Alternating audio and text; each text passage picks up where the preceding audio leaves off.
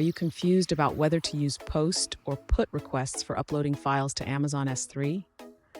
You're not alone. This is a common question among developers, and today we're going to break it down for you. I totally get it. It can be really frustrating when you're trying to figure out the best way to upload files, especially when both methods seem to work. You're definitely not the only one facing this dilemma.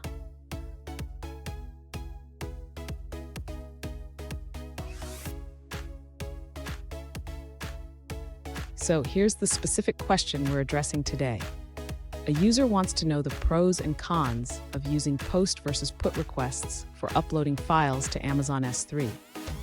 They mentioned they've used both methods but are unsure about the differences, especially when generating signatures with a Node.js backend. Let's dive into the heart of the matter. The main difference between POST and PUT requests lies in how they handle file uploads. POST is generally used for creating resources, while PUT is used for updating or replacing existing resources.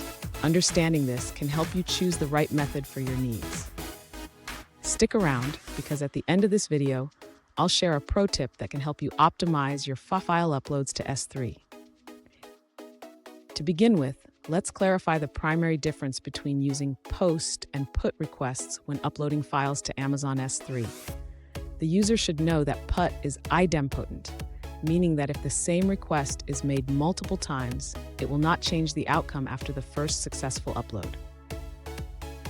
On the other hand, POST requests are not idempotent. This means that each time the user sends a POST request, it can create a new resource. This is useful when the user wants to upload multiple files or create new entries in S3.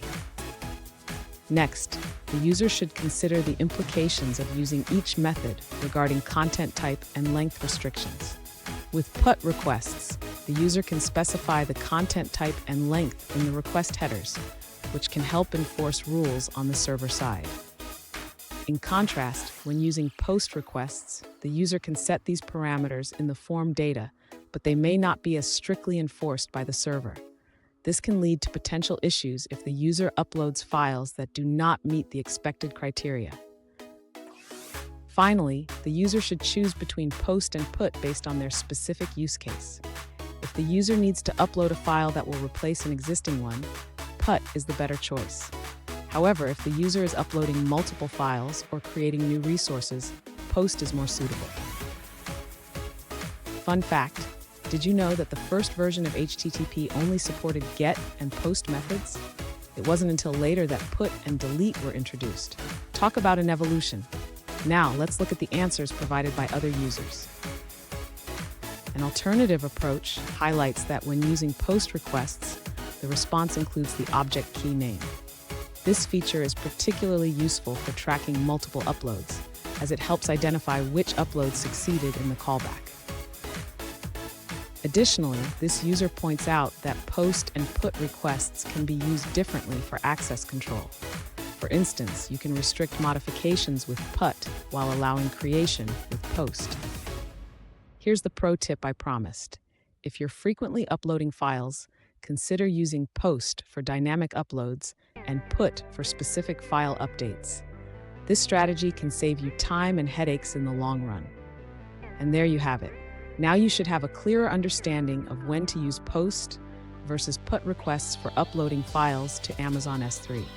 If you found this video helpful, please subscribe for more tips and tricks.